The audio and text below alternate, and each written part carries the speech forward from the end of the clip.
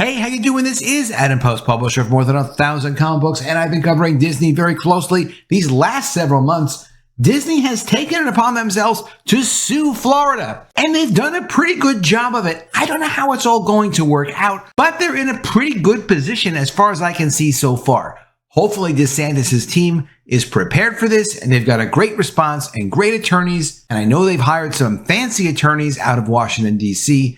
a few weeks ago. They should be able to mount a pretty good defense and handle this, but it really is a difficult and a tight situation, particularly because the judge who's been appointed to this is not just like any average judge. It's this guy, Mark E. Walker, who has been known to be very critical of DeSantis in the past and was appointed by President Barack Obama and has helped to rein in some of what DeSantis has tried to do as governor. So let's get into this and discuss it a little bit more. This article comes from The Hollywood Reporter. Disney sues Ron DeSantis over Florida Special District. The entertainment giant says it was left with no other choice but to sue to protect itself from retaliation for expressing a political viewpoint. The way that Disney has been conducting themselves in the last couple of months shows they were doing this in preparation for this lawsuit. They wanted to try to establish that what they were trying to do was just have First Amendment speech.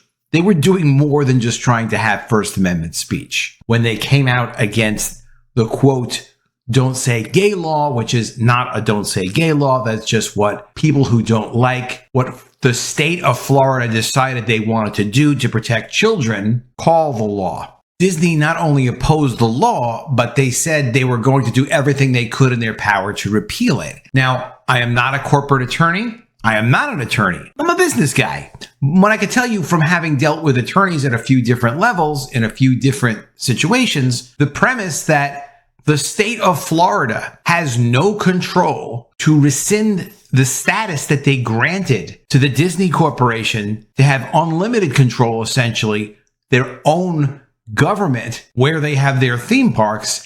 It's pretty ridiculous. It's something that just doesn't make sense. If the governor and the legislature want to hold a company to certain conduct and standards, they should certainly be able to do that. That's in my view. How would you be in a position where the company, even though it may have made good faith efforts to try to resolve a situation or good faith efforts to comply with what the state wanted from it, good faith is not enough. It's a license. They're a licensee. Licensors, where they give rights to licensees, hold licensees to certain moral standards and certain standards that allow them to revoke permissions that were given. Now, I don't have the original contract that Disney signed with the state of Florida. There are limitations on the state and on Disney that are part of that agreement because of the importance of the agreement and the authority that Disney gained, including being able to build their own nuclear reactor if they want to on that land, being able to have an airport on that land, being able to do what they wanted to do, building onto their theme parks. They had tremendous authorities, really the same authorities as a county government, if not more. It really doesn't make sense that the state, along with the people of Florida, including the legislature obviously represents the people that are all in elected office. It makes no sense that they could not hold the company to account on one level or another. If you license Disney product and all of a sudden you behaved in a way that Disney didn't like, they would revoke your license. It could be because of public statements that you would make. It could be because of business dealings that you did. But ultimately, as the licensor, they have authority over their licensees. The authority that the licensee has to function and operate comes at the pleasure of the licensor, subject to their contract and their agreement. But within the contract and the agreement, there are codes of conduct. It seems to me that Disney has exceeded these codes of conduct, and they absolutely should be held much more tightly and controlled in terms of what they are allowed to do and not allowed to do. It does seem a little unfair if the state of Florida is going to dictate through their board, hey, this is how you can operate. You can't operate that way. You can't have, for example, if they were to say, and they didn't say this, but if they were to say, you can't have a gay day in the theme parks anymore. We don't like that. There are certain kinds of things that, of course, you would limit and say, look, while you might not agree with it, even if the people of the state of Florida might not like that, and I don't know if they would like that or they wouldn't like that, there are limitations on what the state of Florida should be doing in terms of managing the district. However, the alternative of just saying, okay, well, Disney's got the authority to do whatever they want because of a licensing agreement, essentially. It wasn't a purchase. It was a license. They, again, exist under the authority of the state of Florida. That's how they're operating. It's not like they are legally their own country or something. They have to still please the government of Florida. They have got to respect the people of Florida. The government of Florida is the people of Florida. Disney can't go off on its own and take a chunk of the state of Florida and control it. Let's get into this article and check it out. From The Hollywood Reporter, Disney sues Ron DeSantis over Florida special district. The entertainment giant says it was left with no other choice but to sue to protect itself from retaliation for expressing a political viewpoint. Before we get into the rest of it, please do be sure you are subscribed to the channel. Click the bell for notifications. Give me a thumbs up. Really appreciate you guys. In an escalation of the standoff between the Walt Disney Company and Ron DeSantis, the entertainment giant has filed a lawsuit in Florida claiming the Republican governor's hand-picked oversight board illegally voided an agreement that allegedly transferred certain powers of the company's now dissolved special district back to Disney. Disney is asking a court to rule that the new board's action, as well as the legislation targeting Disney, is unlawful and unenforceable for multiple reasons, including that they were, quote, enacted in retaliation for Disney's political speech in violation of the First Amendment. But again, there's an implied morals clause. I mean, you aren't licensing the ability to make sheets based on Mickey Mouse here. You guys are licensing the ability to have free reign for like an entire county, and it affects a lot of people, and it affects the state of Florida. Beyond that, of course, it affects the country. There's a certain level of standard that you have to uphold if you're going to have that special status. There are other special districts in the state of Florida, but none with the same rights and authorities that Disney as a business has. And in addition to that, there were emails that were released by the board from the Reedy Creek district that were new board members that kind of show that there's some bizarre insider dealing between Disney and the board. So it's not like what is going on the Disney side is completely on the up and up. It's really not. And some of these behaviors, just this behavior of these emails that were first obtained by Fox News allegedly show Walt Disney World Resort Chief Counsel John McGowan attempting to hide the Walt Disney Company's involvement in the last-minute scheme against DeSantis.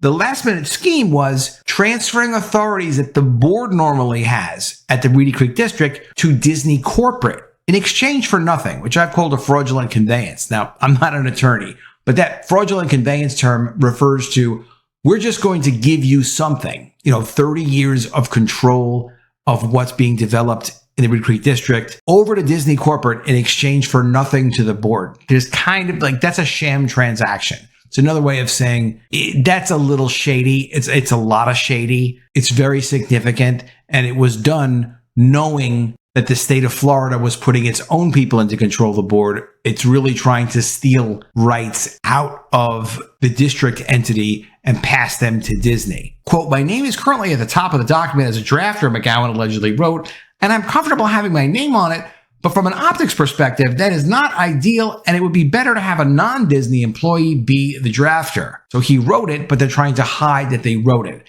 This is coming from Walt Disney World Resort Chief Counsel, their chief attorney. So later, McGowan's name was removed from the document, which DeSantis claimed was designed to usurp the authority of the new Reedy Creek board, essentially.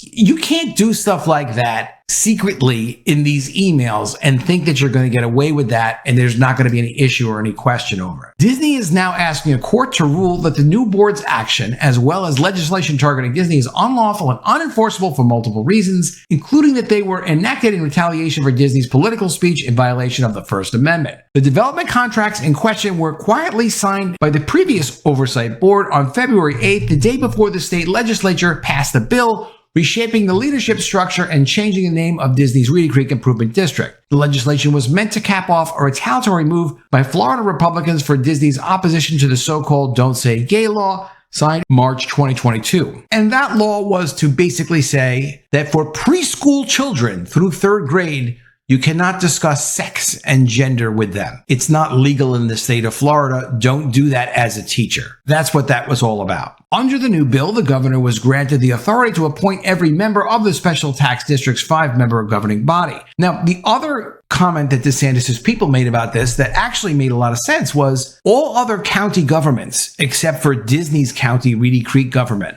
has the authority that they have, but they're answerable to the people through elections. If Disney is controlling the Reedy Creek district, as they have for years, if people don't like Disney as a company, or if people don't like how the Reedy Creek district are managing the area, they can't vote those people out. That's a problem. And it's okay if Disney shares the same values and holds the same standards as the people of Florida. But it's not okay when they say, look, we want to push this sexualization of children, and we have our own woke agendas that we're pushing on the population, and there's nothing you can do. It's one thing to give Disney the opportunity to run the Reedy Creek district for the benefit of their theme parks, but it's another thing to say, and it's going to be a government that's not answerable to the people. I mean, that is really un-American. So it's fine for Disney to claim, hey, look, we have First Amendment rights. We can oppose a bill. You can oppose a bill, but you've got to be accountable to the people. And if you have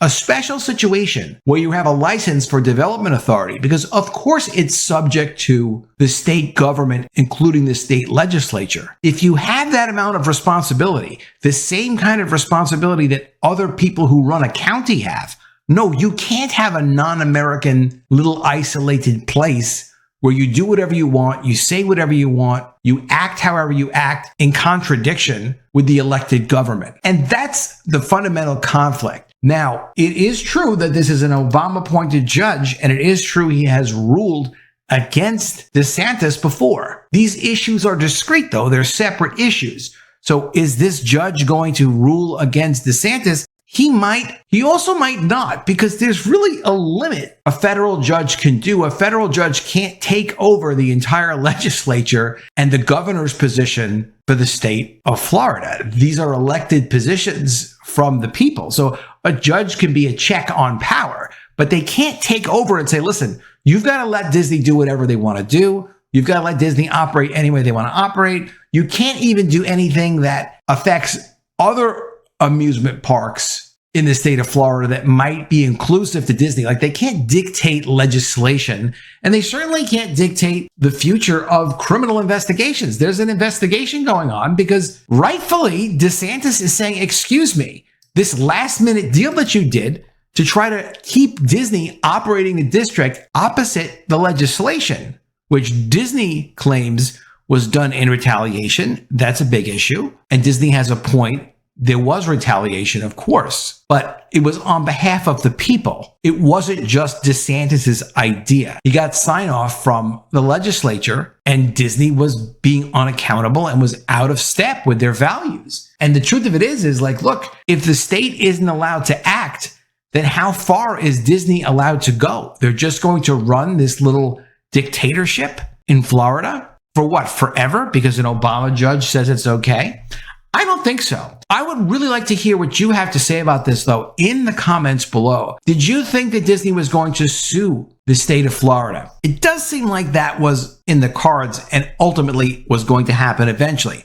But let me know what you think. Do you think that Florida has the right to control what's going on in its state, at least up to a certain point? Should Disney have to be accountable in its business in Florida to the people of Florida? The voters. Is it possible that Disney could really have its own little dictatorship operating in Florida that's unaccountable to the governor, unaccountable to the legislature, and unaccountable to local residents? Is that something that can actually exist in the United States? This is what Disney seems to be asking for. But please let me know what you think in the comments below. Always love to see your comments. Really appreciate you guys. Please be sure you're also subscribed to the channel, click the bell for notifications, and give me a thumbs up, and I'll see you again soon with another video. And if I don't see you, I will miss you.